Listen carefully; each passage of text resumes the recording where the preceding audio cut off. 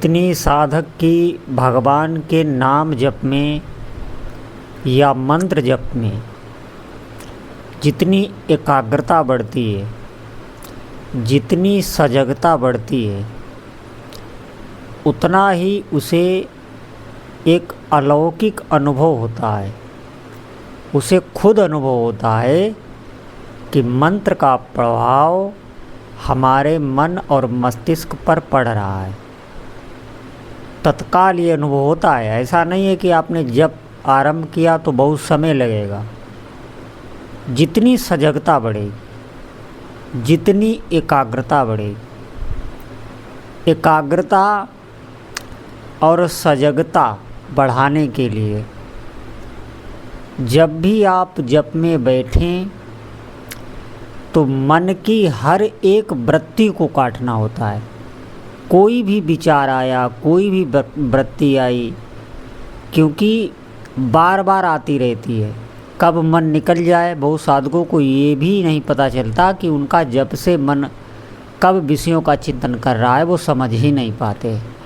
आप बिल्कुल सजग होकर बैठिए और वहाँ पे आपको सोचना है कि जो भी हमारे भीतर जलन होगी, जो भी हमें दुख होगा, जैसे जब आप मन को रोकेंगे, बार बार मंत्र या नाम में लगाएंगे तो एक क्लेश सा अनुभव होगा। आपको यही सोचना है कि जब तक हमारा जप पूरा नहीं हो जाएगा तब तक हमें ये सहन करना है। जब हम ये सहन करेंगे तो हमें मंत्र के अनुभव होंगे, दिव्य अनुभव होंगे। देखो, थोड़ा अगर हम सहन कर लें, जैसे मन बार बार आपको लालायित करेगा, भोगे हुए पदार्थों की तरफ आपको आकर्षित करेगा।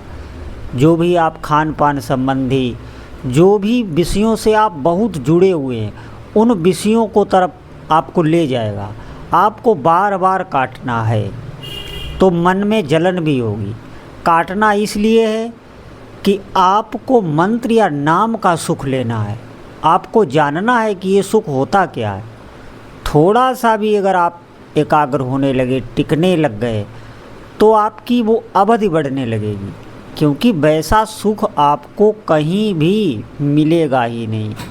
आप कल्पना से सोच भी नहीं सकते। ये समझ लो, ये एक जो नाम जप कर रहा है, जो मंत्र जप कर रहा है, उसे ही ये बात अनुभव होगी और दूसरे से वो व्यक्त भी नहीं कर सकता। ये और ख़ास बात है। इसलिए हमें श्रद्धा करनी चाहिए और अधिक से अधिक जप में हमारा मन लगे। जैसे जब आप जप में बैठें तो आप वहीं पर रहें, हर जगह से अपने को बटोर कर मंत्र या नाम में लगाएं। भले ही अब बहुत लोग कहने लगे कि हमारा सिर दर्द होने लगता है, हमें जो है मंत्र लिखने में या हम मंत्र जब देखते हैं तो हमें सर दर्द होने लगता है, हाथ पैर दर्द होने लगते हैं। बहुत लोग कहते हैं हमें निद्रा आने लगती है। एक बात ध्यान रखना, ये जब होता है जब आप बहुत एकाग्रता से नाम या मंत्र लिखने लग जाते हैं, क्योंकि आपने कभी अभ्यास इसका किया नहीं। तो अभ्यास ना होने के कारण आपका सर दुखने लगता है। ये ध्यान रख।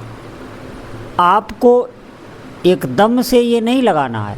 जैसे आपको पहले चिंतन को रोकना है। जो आपका मन इधर उधर ले जाता है, कुछ भी सोचने लगते हैं, कोई भी ऐसा ख्याल आ जाता है, उन सबको आपको तर्क के द्वारा बाधित करना है और अपना जप करना है।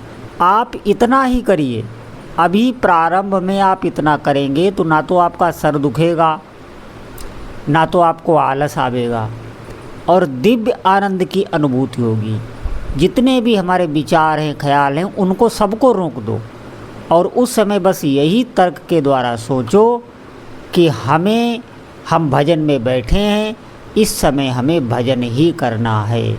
सब सुखों को भोग कर तो हम देख ही चुके, सब सुखों को भोग कर हम देख चुके, सब भयों को भी देख चुके हैं। कई प्रकार के भय, रोग, ऐसा कोई व्यक्ति नहीं है जिस पर आते ना हो, तो उनको भी सहन कर चुका है। अचानक से अगर हम पर कोई भय आ जाता है, कोई रोग आ जाता है, तो उसको भी सहन करना पड़ता है। मृत्यु तक आ जाती है, उसको भी सहन करना पड़ता है। हम लोग पहले से भयभीत होकर डरते रहते हैं लेकिन अचानक से कोई बात आ जाती है तो उसको हम सह जाते हैं कि नहीं। इसी प्रकार हमें उस समय उस विचार के दुख को सहन करना है। जो भी मन हमें क्लेश दे उसे सहन करना है और शांतिपूर्ण बैठकर सिर्फ उस समय जप में ही ध्यान देना है। तो आप देखेंगे जितनी आपकी एकाग्रता बढ़ेगी मंत्र या नाम में, उतना ही आपको प्रभाव उसका अनुभव में आएगा। और जब आप उसके प्रभाव को समझ जाएंगे तो सहज ही नाम में रुचि हो जाएगी। फिर आपको इंतज़ार करना पड़ेगा कि हमारा भजन का समय किस समय हो, किस समय जल्दी हम इस काम से निवृत्त हों और अपने भजन तक पहुँचें, अपने आसन तक पहुँचें। ये खास बात है। ये रुचि जब साधक की हो जाती है तो भजन के बारे में ही वो सोचता रहता है, कैसे हम भजन करें, कैसे हम भजन कर पाएँ और अधिक कैसा हमारा नाम जब बढ़े। तो जितने भी साधक ये ध्यान रखें कि नाम जब थोड़ा सा समय ऐसा अवश्य निकालें जिसमें आप सजग एकाग्र रहकर नाम जप या मंत्र जप करें। सभी साधकों से प्रार्थना है कि अधिक से अधिक भगवान का जप करें। बोलो जय जय श्री सीताराम।